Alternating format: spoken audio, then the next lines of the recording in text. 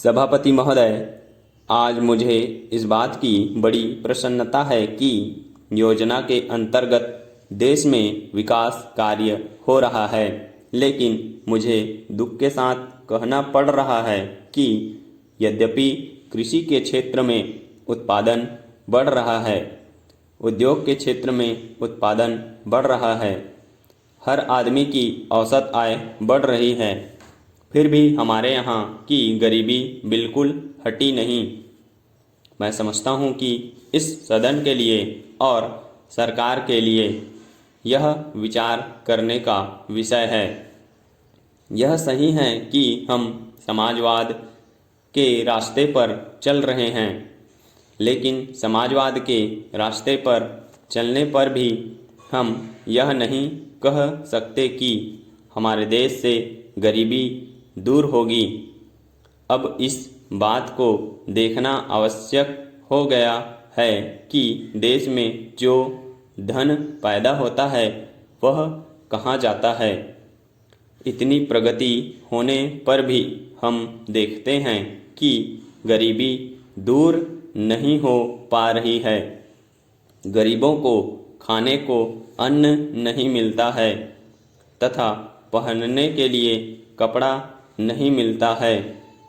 इसके क्या कारण हैं?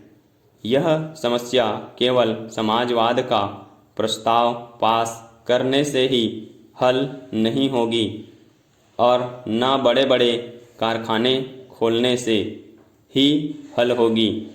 मैं यह मानता हूँ कि बड़े बड़े कारखाने खोले जाएं, लेकिन सरकार को इस बात का भी पता लगाना चाहिए कि इतना उत्पादन बढ़ते हुए भी देश के जो असली गरीब हैं, जो खेतों में कार्य करने वाले लोग हैं, जो गांवों के लोग हैं, उनकी दशा में सुधार क्यों नहीं हो पा रहा है।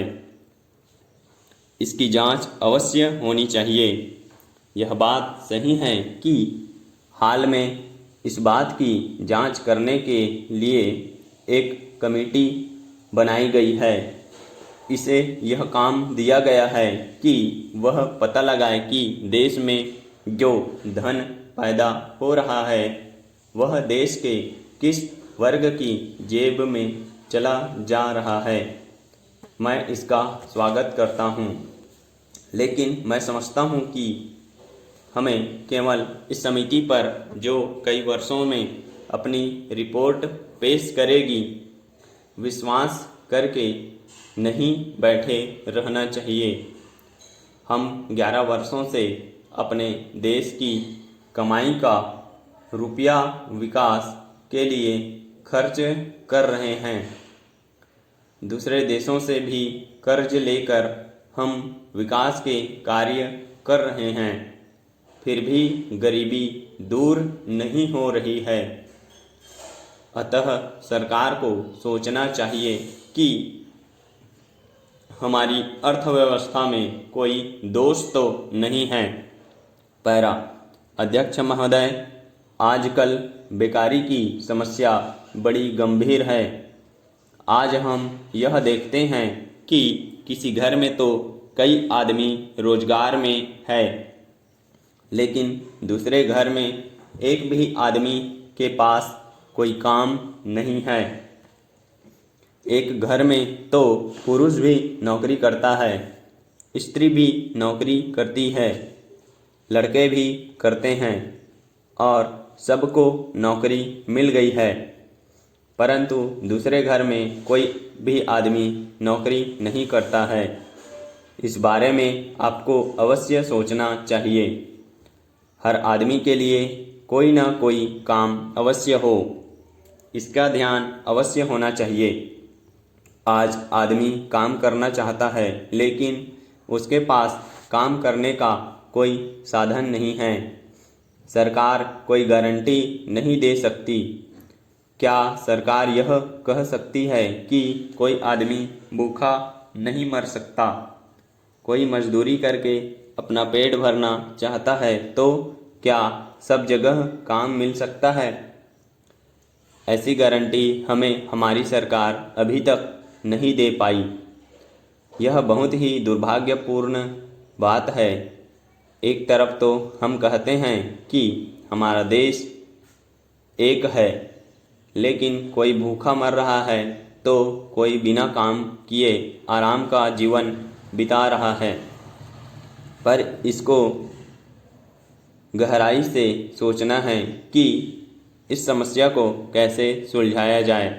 पैरा, आज काम दिलाने के लिए जिलों में रोजगार कार्यालय हैं, लेकिन इन रोजगार कार्यालयों का काम करने का तरीका अच्छा नहीं है।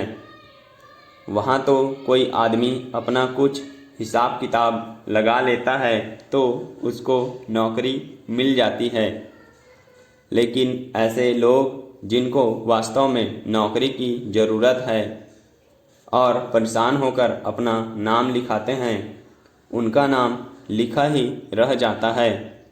जो लोग वहाँ बैठे हैं उनको इस बात की कोई चिंता नहीं है कि लोगों को काम मिले। जिन लोगों को काम की ज़रूरत है वे बार बार चक्कर लगाते रहते हैं, लेकिन उनकी कोई नहीं सुनता। इस संबंध में थोड़ी सावधानी से काम करना चाहिए। रोजगार कार्यालयों को जिलों से हटाकर विकास खंडों में स्थानांतरित कर देना चाहिए। बेरोजगारी केवल शहरों में नहीं है, गांवों में भी बेकारों की संख्या बहुत ज़्यादा है। गांव में ख़ास तौर से हमने देखा है कि लोग खेत चाहते हैं। अगर उनको ज़मीन मिले तो वे उसमें कुछ काम करें, लेकिन उनको खेत नहीं मिलते। इच्छा होते हुए भी उनके पास कोई काम नहीं होता है। स्टॉप। पूछा गया था x² / y z। तो ऐसे सवालों को करने के लिए देखिए, एक तो बेसिक ट्रिक है, एक तो लाइक और शेयर ठोक दीजिए। महाकाल का दबा के लाइक और शेयर ठोक दीजिए। पूरा साल मेहनत करता हूं आपके लिए बेटा, ऐसा नहीं चलेगा, ऐसा नहीं चलेगा।